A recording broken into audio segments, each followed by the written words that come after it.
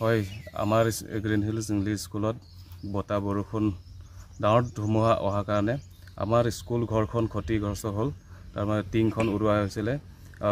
school class চলি থকা অৱস্থাত এখন ডাঙৰ ধুমুহা আহিছিলে ইয়াৰ পিছত মই পাঠদান যেতিয়া কৰি আছিলে দেখিছোঁ যিসকল ছাত্ৰ ছাত্ৰী আছিল ওলাই দৌৰিব লগা হৈছিল পলাব লগা হৈছিল কাৰোবাৰ কিবা হৈছে নেকি কিমান ছাত্ৰ ছাত্ৰী আছিল কেইটামান বজাত হৈছে এইটো হয় প্ৰায়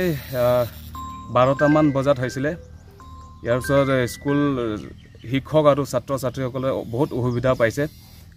এইটো কাৰণে মই কাৰ্বি আংলং মুখ্য কাৰ্যবাহী সদস্য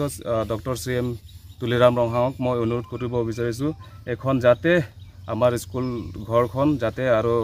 পুনৰ মেৰামতি কৰিবলৈ মই অনুৰোধ কৰিলোঁ আৰু আমাৰ ৱেষ্ট কাৰ্বি আংলঙত ডিজাষ্টাৰ মেনেজমেণ্ট যিটো আছিলে তেখেতসকলেও মই অনুৰোধ কৰিব বিচাৰিছোঁ যাতে আমাৰ স্কুল ঘৰখন যাতে পুনৰ ভালকৈ মেৰামতি হওক ছাত্ৰ ছাত্ৰী কিবা হৈছে নেকি কিমান আছিল তেতিয়া ছাত্ৰ ছাত্ৰী প্ৰায় 100 জন মান ওপৰত আছিলে হয় তেতিয়া